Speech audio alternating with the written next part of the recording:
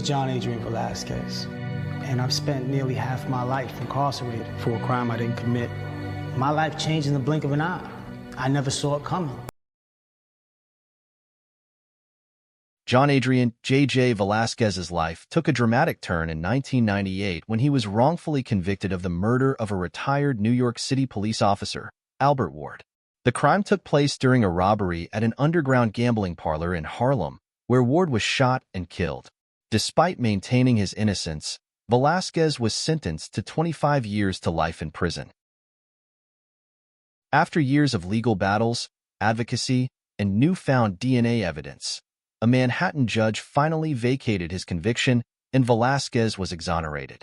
The case against Velazquez initially hinged on 4 eyewitness accounts, with 2 of the witnesses later recanting their statements. Velazquez and his mother had long maintained that he was at his Bronx home on the phone with her when the shooting took place.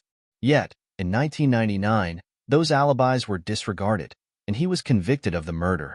The weight of those eyewitness testimonies outweighed the lack of physical evidence linking him to the crime. Please subscribe to our channel and make comments about what you think of our videos.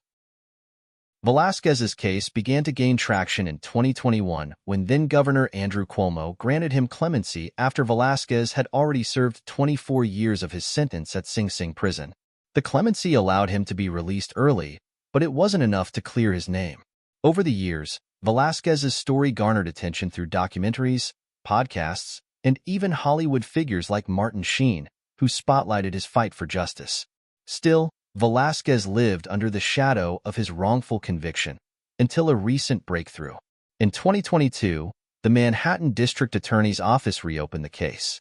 They had the medical examiner's office test a betting slip found at the crime scene, which had been handled by one of the suspects. The results of the DNA comparison were groundbreaking. Velazquez's DNA was not on the betting slip. This new evidence, which wasn't available during his trial, coupled with the unreliable eyewitness testimonies, led prosecutors to admit that the original jury might have reached a different conclusion if they had known this. Why my father been shot 20 years later?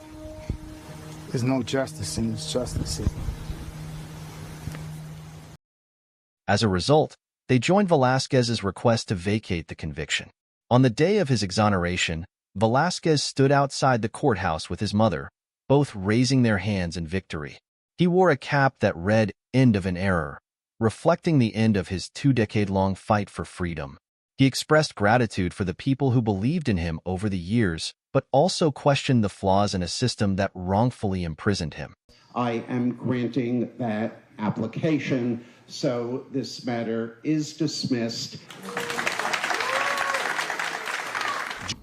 Your name, you got your name back. I think people maybe don't appreciate how important that is. Absolutely. I mean, when we're born, our name becomes our identity.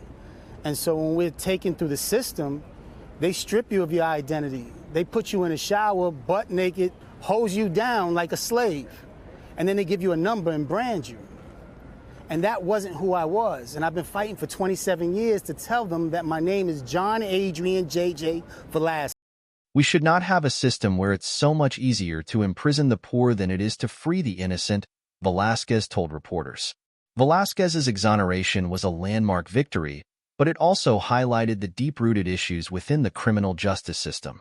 The use of eyewitness testimony, which is often unreliable, coupled with the absence of physical evidence, played a key role in his wrongful conviction.